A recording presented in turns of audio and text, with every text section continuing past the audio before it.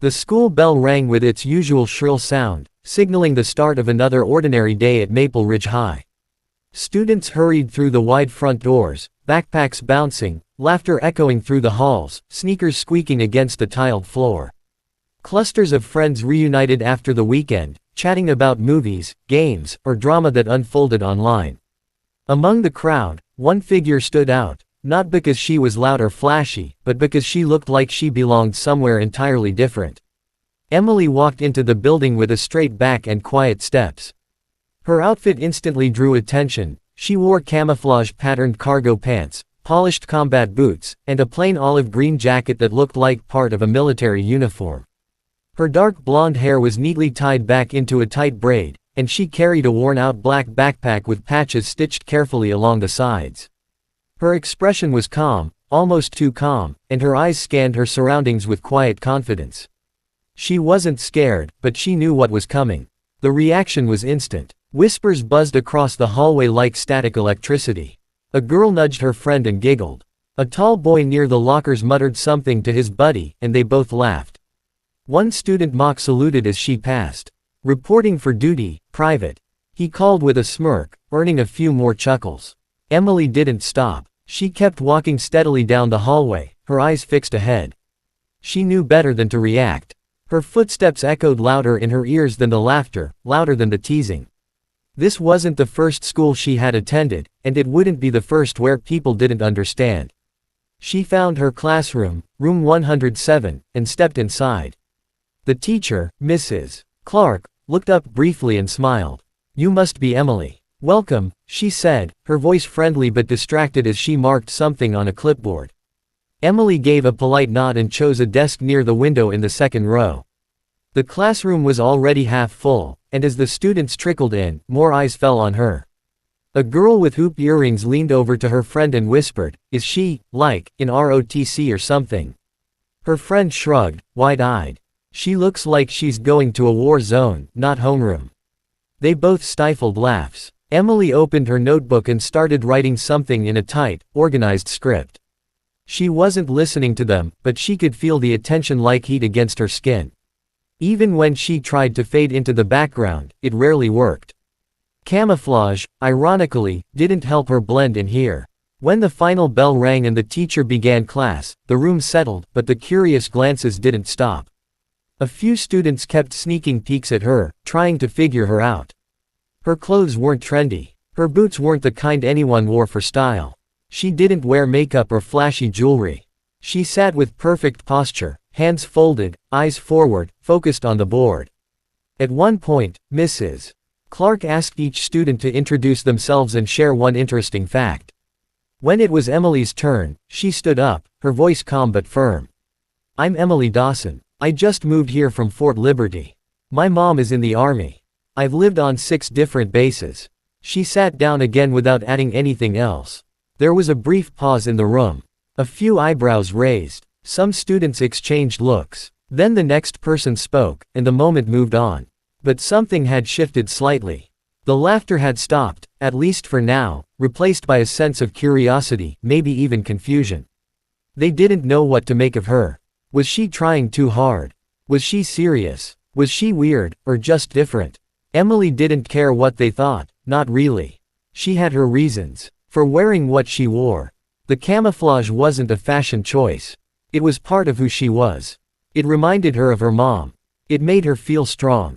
And most of all, it reminded her of where she came from, a place where discipline, duty, and loyalty meant everything. A place very different from this high school hallway full of judgment and shallow stares. She looked out the window for a moment, watching the sky. Somewhere far away, her mom was probably in a helicopter, flying over desert or jungle terrain, carrying out missions most of these students couldn't even imagine. Emily smiled to herself, just slightly, then turned back to the board as the lesson continued. Let them laugh. They didn't know what she knew. Not yet. The cafeteria buzzed with noise as students packed into long tables, trays clattering, conversations rising above the hum of vending machines and scraping chairs. It was lunchtime, and for most students at Maple Ridge High, this was the best part of the day. For Emily, it was the most predictable moment of discomfort. She walked through the line quietly, selecting a sandwich, a bottle of water, and an apple. Her tray was plain, much like her demeanor. Dressed in the same camouflage pants and olive green jacket she wore that morning, she didn't try to hide. She didn't seem nervous, either. But there was a certain stillness about her, a controlled calm that didn't quite fit with the noisy, chaotic environment. As she moved toward the farthest corner of the cafeteria, she felt the stares again, same as earlier. Some people had stopped hiding it. She heard a few half-mumbled jokes as she passed. Careful, she might call in an airstrike. I heard she sleeps in a tent behind the gym. She probably salutes her cereal before eating it. Emily sat at a small table by herself, back to the wall, eyes on the room. She'd learned to pick her seat with care, always keep the exits in sight, never let anyone sneak up from behind. Not because she was paranoid, but because her mother had taught her that situational awareness mattered. That even in safe places, it was smart to stay alert. It was a habit now. She took a bite of her sandwich, chewing slowly, as the laughter nearby grew louder. A group of students, mostly juniors and seniors, had gathered a few tables away. Among them was a boy named Connor, a tall, athletic type with an arrogant smirk that made him instantly unlikable. His family was well known in town, and he carried that sense of entitlement in everything he did. His girlfriend, Tiffany, sat beside him, flipping her hair every few seconds, clearly relishing the attention. Connor noticed Emily sitting alone and grinned. "Hey, soldier girl," he called across the room, loud enough to catch everyone's attention. "What's the mission today? Recon on the mystery meat." Laughter erupted from his table. Emily didn't look up. Tiffany leaned closer to her friends and whispered something with a theatrical gasp. "You don't think she's, dangerous, do you? She could have a knife hidden in those pants." The group burst into a fresh wave of giggles. Connor stood up, holding his tray like a shield. He took exaggerated, stiff steps toward Emily, mimicking a soldier's march. 10 Hut. Attention. Sergeant Strange reporting for lunch. Now nearly the entire corner of the cafeteria was watching. Some students laughed. Others looked uncomfortable. A few teachers at the far end of the room hadn't noticed yet. Emily glanced at Connor, expression unreadable. She didn't say anything, didn't rise to the bait. She simply returned her attention to her apple and took a slow bite. Connor reached her table and mock saluted, his hand almost smacking his own forehead. "At ease, Private. Just checking in. Didn't want you launching a sneak attack or anything. We civilians gotta be careful." Emily's eyes finally met his, steady and clear. "You done?" she asked, her voice even. Her tone caught him off guard, just for a second. He blinked. Yeah, sure. Just kidding around. No need to go full Rambo on me." He turned around quickly, walking back to his table, the smirk faltering just slightly. Tiffany and the others clapped and howled with laughter anyway, giving him a round of applause. Connor laughed along, but he didn't look back. Emily continued eating, unbothered on the surface.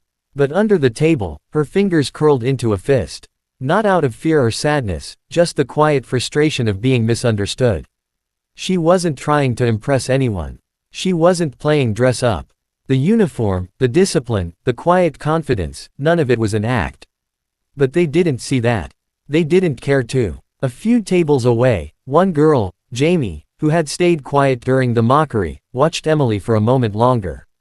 She wasn't laughing. In fact, she looked thoughtful. Maybe curious. She turned back to her friends, but something about Emily's calm reaction lingered in her mind. Emily finished her lunch, stood up, and placed her tray in the return window. She walked out of the cafeteria with the same quiet dignity she came in with, her back straight, her gaze steady. Let them laugh. Sooner or later, they'd see who she really was. The final bell rang, and the hallways of Maple Ridge High flooded with students eager to escape the weight of another school day. Lockers slammed shut, friends shouted across the corridors, and footsteps echoed as teenagers scattered toward buses, sidewalks, and car rides. Emily moved through the chaos with her usual quiet purpose, backpack slung over one shoulder, braid neat and tight down her back, eyes fixed ahead. She didn't linger to talk to anyone. There wasn't anyone to talk to. She hadn't made a single friend yet, not that she expected to. It wasn't her goal. She'd been through too many schools, too many new faces, too many places where she didn't belong. Here was just another stop on a long list of towns where her mother's duty had taken them. People didn't get close to her, and she didn't mind. Not really. Outside, the parking lot buzzed with activity. Cars pulled in and out, parents waved impatiently, and the bus engines groaned to life. Emily crossed the lot without hesitation, heading for the edge where the school property met a dirt service road lined with trees. Beyond that, she spotted a dark green pickup truck idling just past the bend, headlights faintly glowing against the afternoon haze. As she approached, the driver's side window rolled down, and a woman leaned her elbow casually on the door. She wore a crisp military uniform, Army combat uniform with her name stitched above the pocket. Her brown hair was pulled back into a tight bun, and her sharp eyes softened the moment she saw her daughter. "Hey, soldier," her mother said, smiling. Emily gave a slight nod as she opened the passenger door and climbed in. "Ma'am," her mother chuckled. "You're still doing the formal greeting thing." Emily finally allowed herself a grin. "Habit." The door shut, and they drove off in silence for a moment, the tires crunching along the gravel. The sound of the school quickly faded, replaced by the wind rustling through trees and the low hum of the engine. "How was it?" her mother asked, not looking at her, but knowing the answer already. Emily shrugged. "The usual. People giving you trouble." She hesitated. "They think the uniform is weird. I got called G.I. Jane 3 times and Sergeant Strange once." Her mother sighed but didn't seem surprised. "Kids mock what they don't understand." "I know." Emily stared out the window, the trees blurring by. "It's not a big deal. I didn't give them anything back." Her mother smiled again, this time with pride. "That's good. Quiet strength always speaks loudest. You don't have to prove anything." They drove in silence for a while longer until the road opened into a small, private housing area outside the base perimeter. The houses here were modest but well kept, lined up in rows with tidy lawns and mailboxes shaped like eagles or tanks. American flags fluttered from porches. Emily had lived in so many neighborhoods like this: Fort Drum, Fort Carson, Fort Bliss. She recognized them by feel more than name. They pulled into their driveway, and Emily hopped out with her bag slung over her shoulder. Inside the house, everything was neat, just like her mother kept it: photos on the mantle of deployments past, framed certificates, a shadow box with medals and insignias hanging on the wall. On the kitchen table was a map, unfolded halfway, with red circles and sticky notes scattered across it. Training drills, routes, dates, her mom's handwriting was sharp and efficient. Emily placed her backpack down and opened it, pulling out her homework and setting it on the counter. Her mother removed her jacket and sat down across from her. "You're still wearing the camo," she said softly, not judging, just observing. Emily nodded. "It makes me feel grounded. When people laugh, I just think of you. Of all the things we've done. All the places we've been. They don't get that, but I do." Her mother reached across the table and placed her hand over Emily's. "You carry it well, kid. Doesn't matter if they laugh. What matters is that you don't bend." Emily nodded slowly, looking down at her uniform, the fabric worn but familiar. In this house, it wasn't strange. It was strength, history, and love woven into every stitch. Outside, the wind picked up, and a helicopter passed overhead in the distance. Emily turned to look, recognizing the low hum and shape without needing to see it clearly. It was in her blood. The discipline, the grit, the pride. They didn't understand her at school. But here she remembered exactly who she was. The classroom buzzed with low conversation as students settled into their seats the next morning. Sunlight spilled through the windows, warming the walls and casting a golden glow over the rows of desks. Mrs. Clark stood at the front, her usual calm demeanor a little more animated than usual as she wrote today's assignment on the whiteboard in broad, careful strokes: Personal Hero Project, presentations due Friday. She turned to face the class, smiling. "For this assignment, I want you to think about someone you truly admire. Someone who inspires you, whether it's a family member, a public figure, or even someone you've never met. It can be a celebrity, a historical figure, a coach, anyone. But I want this to be personal. Not just facts. I want to know why they matter to you." A ripple of excitement moved through the room. Some students immediately leaned over to their friends and began whispering suggestions. "I'm doing Taylor Swift," one girl said excitedly. I'm picking Elon Musk, a voice said behind her, already pulling out his tablet. In the middle of the room, Emily sat quietly, her notebook open and pen resting against the page. She didn't look around. She didn't whisper. Her mind had already settled on her answer the moment Mrs. Clark mentioned the word hero. There was no question, no hesitation. She began writing, her strokes neat and precise. Name: Captain Melissa Dawson. Relation: mother. Branch: U.S. Army. Each word she wrote seemed to calm her. As the class chattered around her about pop stars, inventors, and athletes, Emily focused on the memories. Her mother in her fatigues, boots laced up tightly, radio clipped to her shoulder. The long nights when her mother returned home late from drills and still had the strength to tuck Emily into bed. The times they packed up and moved across the country with only a few weeks' notice. No complaints, no drama, just a quiet resilience and strength that echoed in everything her mother did. A soft voice broke her concentration. Jamie, the girl who had watched Emily silently in the cafeteria the day before, leaned over from the next row. "Hey," she said cautiously. "Who are you picking?" Emily glanced over, her pen still in her hand. "My mom," she replied simply. Jamie nodded. "Is she, like, in the military or something?" Emily gave a small smile. "Yeah, she's an army captain. I've grown up on bases my whole life." "Oh," Jamie said, surprised. "That's kind of cool. I mean, different. My dad sells insurance. I guess I've never met anyone in the military." Emily looked back at her paper. "She's gone a lot, but she's always steady. I guess that's what makes her a hero to me." Jamie didn't say anything at first, then nodded slowly and turned back to her own paper.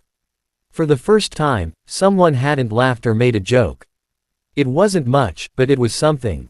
By the time Friday arrived, the classroom had a different kind of energy. Posters and printouts decorated the back wall where students had pinned up their work. During each class period, students came to the front to present their heroes, some with colorful slides, others with stories that were heartfelt or humorous. Applause filled the room after each turn. When it was Emily's turn, there was a brief pause. Some of the same students who had laughed at her earlier leaned forward, curious. She walked to the front of the class with calm, even steps, holding only a folder and one printed photo. She turned to face the room. "My hero is my mother, Captain Melissa Dawson. She serves in the U.S. Army. She's led search and rescue missions, coordinated supply lines during disaster relief, and trained over 100 soldiers. But I'm not just proud of her because she wears a uniform. I'm proud because even when the world was chaotic, moving every year, deployments, uncertainty, she gave me consistency. Strength. She's the reason I walk the way I do, think the way I do, and stay calm under pressure." She paused and held up the photo, her mother in uniform, kneeling next to a military vehicle, smiling despite the dust and exhaustion on her face. "She taught me that courage isn't loud. Sometimes it's just showing up every day, doing the hard thing, and never asking for applause." The room was quiet. Even the usual jokers didn't move. There was a strange stillness in the air, a shift in perception that was almost visible. Emily returned to her seat without waiting for applause. She didn't need it. But after a moment, it came. Soft at first, then stronger. Even the ones who had mocked her earlier clapped, some with thoughtful expressions, others a little unsure of how to feel. They were starting to see her differently, not just the girl in camouflage, but someone who carried a story far deeper than they realized. It had started as a normal Wednesday morning. The sky outside was overcast, casting a dull light across the school grounds as students trudged inside. For Emily, it was just another day of silent resilience. She walked to her locker like always, avoiding eye contact, keeping her head high and movements calm. She had learned to walk through noise like it was smoke, something that surrounded you but couldn't choke you if you didn't let it. But as she turned the corner and reached her locker, she stopped abruptly. Her locker door was wide open, the lock hanging loosely from the handle. It was unusual, she always triple-checked it. As she stepped closer, her heart sank. Her books were scattered inside, notebooks shoved and torn. And worst of all, her camouflage jacket, the one her mother gave her, the one she wore every day, was gone. Her eyes scanned the hallway, and that's when she saw it. Across the corridor, the jacket lay crumpled on the floor, right next to the trash bin. Someone had scribbled on it in permanent marker, go play war somewhere else. The sleeves were stained with what looked like ketchup or some kind of red sauce. She stood there for a moment, motionless. The noise of students laughing, talking, shouting, suddenly faded into a muffled background hum.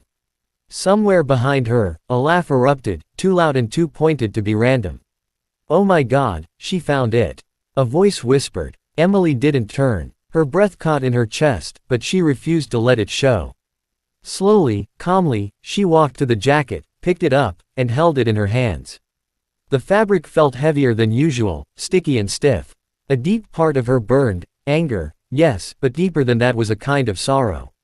This jacket wasn't just clothing. It was part of her identity, a link to her mother, a symbol of everything she stood for. Still, she didn't cry. She didn't storm off. She quietly folded the jacket and tucked it under her arm, then returned to her locker and began reorganizing her books. She could feel the stares on her back. She could hear the occasional snort or stifled laugh. "Guess G.I. Jane finally got the message," someone muttered. She finished packing her bag, locked the door carefully, and walked down the hallway with the same calm posture she always held. Not one step faster than usual. Not one glance over her shoulder. When she got home that afternoon, she didn't say anything right away. Her mother was in the backyard, doing push-ups on the grass like it was just another day of routine training. Emily stepped outside, jacket in hand. Her mother looked up and immediately noticed the red stains, the crumpled shape of it. She stood and walked over, wiping sweat from her brow. "They got to it," Emily said simply. Her mother took the jacket, examined the damage, then looked back at her daughter. "Are you okay?" "I didn't let them see anything," Emily said, voice tight. "Didn't give them a reaction." Her mother nodded. "That's strength. Doesn't mean you can't feel it, though." "I'm just tired," Emily admitted. Tired of always being the one they don't understand. Her mother walked with her into the kitchen. They laid the jacket out on the counter, and Emily began carefully dabbing at the stains with a wet cloth. Her mother retrieved a sewing kit from the hallway drawer and sat down beside her, watching silently for a moment before speaking. "You know," she said, threading a needle, "when I was in officer school, there was this girl who mocked me every day. Said I didn't belong. Said I'd never last. I could have quit. But instead, I kept showing up. Just like you did today." Emily looked up, surprised. What happened to her? Her mother smiled faintly. "She didn't graduate. I did." Together, they mended the jacket, stitch by stitch, wordlessly repairing the damage done. When they were finished, it didn't look new, but it looked strong. Worn, yes, but whole. The next day, Emily wore the jacket to school again. The stains were gone. The words were washed out. The stitches were visible, but that made it better somehow. She wore it like armor. The hallways were no quieter than usual, and the glances came as expected. But something about the way she walked through them, unbroken, unwavering, made even the loudest whispers die a little faster. The following week rolled in with heavy clouds hanging low in the sky, mirroring the thick atmosphere that lingered around Emily wherever she went. The mocking had lessened slightly, not because the students had stopped, but because their attempts no longer got the reaction they wanted. She had become harder to rattle, and that seemed to confuse them more than anything. Whispers still followed her down the hallway, but they carried less force now, like wind running out of breath. That Thursday morning, something unusual happened. Over the school's crackling intercom, Principal Meyer's voice came through with a special announcement. "Good morning, Maple Ridge students. Tomorrow during the homecoming football game, we will be having a surprise guest visiting our school. I can't say much, but I promise it will be something you won't want to miss. We're incredibly honored, and I encourage everyone to attend the game and show your school spirit." The moment the announcement ended, the room erupted into a mixture of excitement and speculation. "I bet it's a TikTok star," someone whispered. "No way, it's probably a college scout," another student guessed. "Nah, what if it's that guy who played the superhero in that movie last year?" The guesses spiraled into wild territory, everyone from musicians to athletes to viral internet comedians. Hype buzzed through the hallways like a current. Posters were hastily made, teachers whispered amongst themselves, and the students, especially the popular crowd, were electric with curiosity. The idea of someone important showing up on their turf was thrilling. Emily, however, said nothing. She sat at her desk, calmly flipping through the final chapters of her English novel while others around her speculated loudly. Her quiet stillness drew occasional glances, especially from Jamie, who had taken to sitting beside her more often. "Do you know who it is?" Jamie asked during lunch, her tone casual but curious. Emily looked up from her lunch. "Maybe." Jamie tilted her head. "Wait, you do know something, don't you?" Emily offered only a faint smile. "Let's just say I've heard a few things."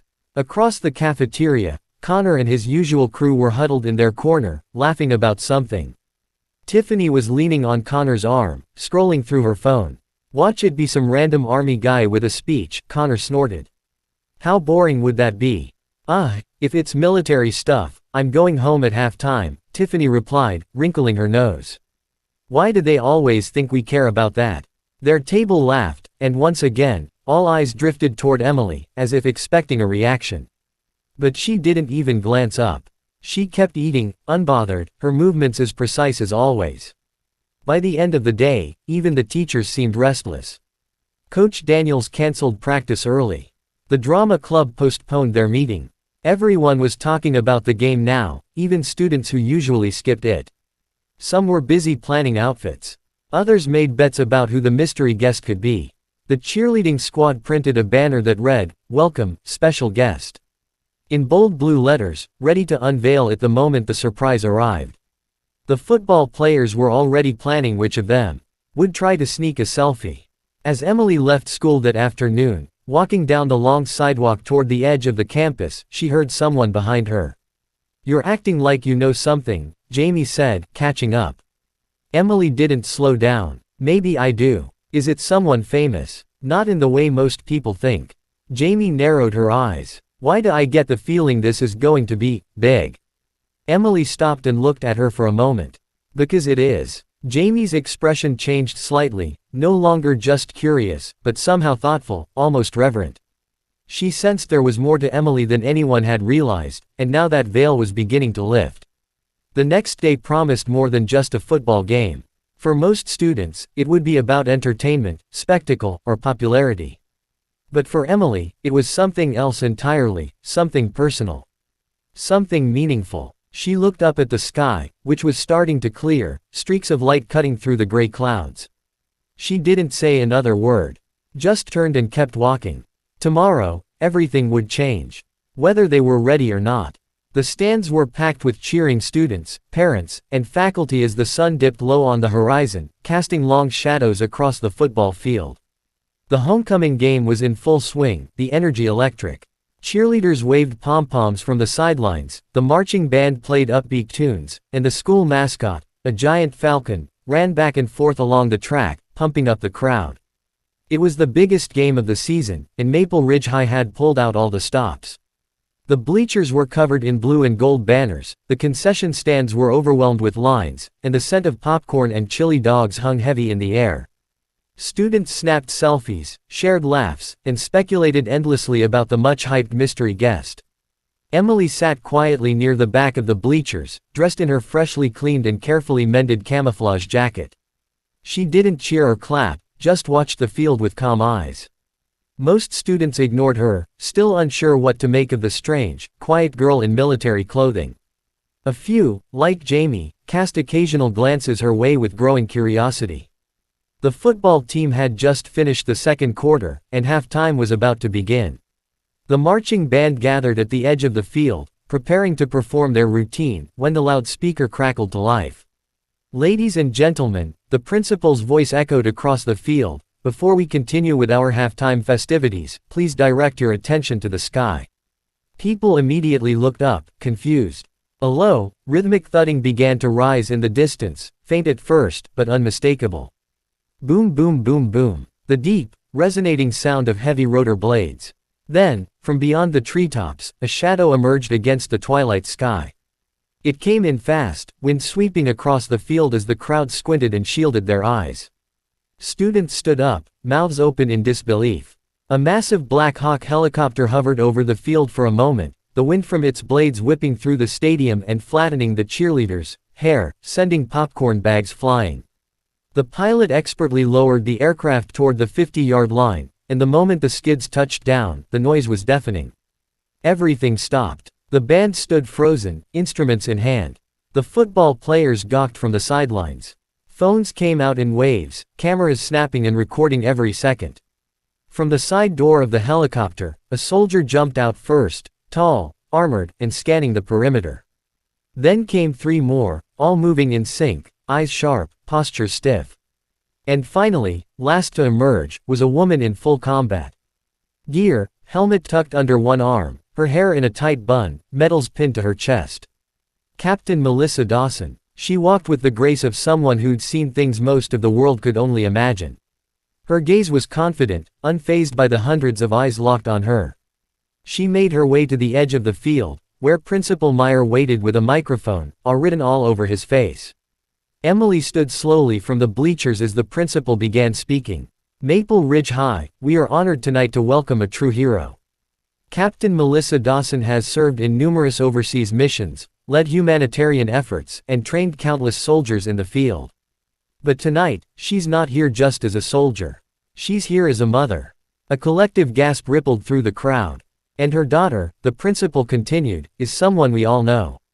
A student whose quiet strength and pride in her background have gone unnoticed for too long. Please welcome Emily Dawson. Emily walked slowly down the steps, each footstep steady and sure. The crowd parted for her without a word. Some of the students who had laughed at her now watched with wide eyes, their mouths slightly open. She reached the field, walking directly toward her mother, who stood tall and proud. Without a word, Emily came to attention and saluted. Her mother returned the salute with equal precision, then leaned in and gave her daughter a quiet, fierce hug. The crowd erupted into thunderous applause. It wasn't the loud, mocking laughter she had grown used to. This was real, respectful, genuine. Connor and Tiffany sat slack-jawed in the bleachers, silent for once. The same students who once mocked her now clapped for her. Some even stood up. And in that moment, Emily didn't feel like an outsider in camouflage. She felt like herself. And for the first time at Maple Ridge, she belonged. The applause didn't stop for a long time. It rolled over the field like a wave, building in intensity, then tapering off only to swell again as more students stood, clapping not just for Captain Melissa Dawson, but for Emily, quiet, disciplined, underestimated Emily. The girl they had ridiculed, dismissed, and alienated was now walking beside a hero, and suddenly, nothing about her seemed strange anymore. Emily stood at midfield, her expression composed, but her eyes flickered with emotion. Her mother rested a hand on her shoulder, and together they turned to face the crowd. Flash bulbs sparkled from every direction as students, parents, and teachers lifted their phones, capturing the moment that had already etched itself into everyone's memory. Principal Meyer returned to the microphone, clearly moved. We talk a lot about courage in this school, about leadership and integrity. But what we witnessed tonight wasn't just a dramatic entrance or a military display. It was a reminder that real strength doesn't always shout. Sometimes, it walks through ridicule without flinching. Sometimes, it wears camouflage in a place where no one understands why. There was a long, thoughtful silence in the stands. Then came a few more claps, more standing students, more recognition blooming like light across a once dismissive crowd. The band played again, this time a slow, respectful tune. The cheerleaders stood to the side, quiet now. Even the football players, bruised and sweaty from the game, lined up on the sideline, eyes locked on Emily and her mother, many of them nodding to her in quiet acknowledgement. Emily didn't say anything. She didn't need to. Her presence alone, calm and rooted, had said everything. After a few minutes, the Black Hawk's engines roared back to life. Captain Dawson gave her daughter one last, proud look. She didn't need to speak either. Everything that had to be said was already in Emily's eyes: pride, discipline, strength, and love. With a crisp nod, she turned and jogged back to the waiting helicopter, her fellow soldiers following. The crowd watched in reverent silence as the rotor blades picked up speed and the aircraft rose into the night sky. Emily stood still, her jacket flapping slightly in the wind the helicopter left behind. And then she turned, walking off the field slowly, steadily, with all eyes following her. When she reached the track surrounding the field, something unexpected happened. Jamie stepped down from the bleachers and walked up to her, offering a hesitant but genuine smile. "That was incredible," she said. "I mean, your mom is literally a hero." She's always been, Emily replied softly. Jamie nodded, then added, so are you. Emily raised an eyebrow. Me. You've been dealing with all this crap for weeks, Jamie said, glancing back at the stunned crowd. And you never broke. You just kept showing up, every single day. That takes guts. More students gathered around. A few from her class. A couple of football players. Even some of the cheerleaders. The mood had shifted completely. There were no jokes now, no sarcasm, just something that felt like respect. Tiffany stood awkwardly nearby, clearly unsure of what to do, her usual arrogance wilted.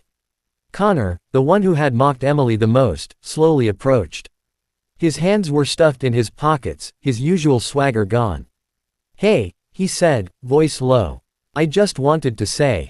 I didn't know. I mean, what I said before, the jokes. They weren't right. I was being a jerk. Emily didn't smile, but she didn't scowl either. You were, she said plainly. He scratched the back of his neck, looking away. Yeah, I deserved that. There was an awkward pause, then Emily added, thanks for admitting it. That seemed to lift some of the tension. Slowly, the group of students began to speak more freely. Some asked questions about her mom. Others wanted to know what base life was like. A few just stood nearby, quietly, unsure of what to say but wanting to be close to something real. For the first time since she'd arrived, Emily didn't feel isolated. She didn't feel like the girl in camouflage, the strange one. She felt seen, not because of the helicopter, not because of her mother's rank, but because people finally understood that the things she carried were real. Her strength, her silence, her pride. The lights over the field glowed brighter than before as students lingered longer than usual, reluctant to leave. Something had changed that night. Not just in how they saw Emily, but in how they understood bravery. And as she walked away from the field, jacket zipped, head high, the camouflage no longer made her stand out. It made her who she was. And now, finally, that was enough.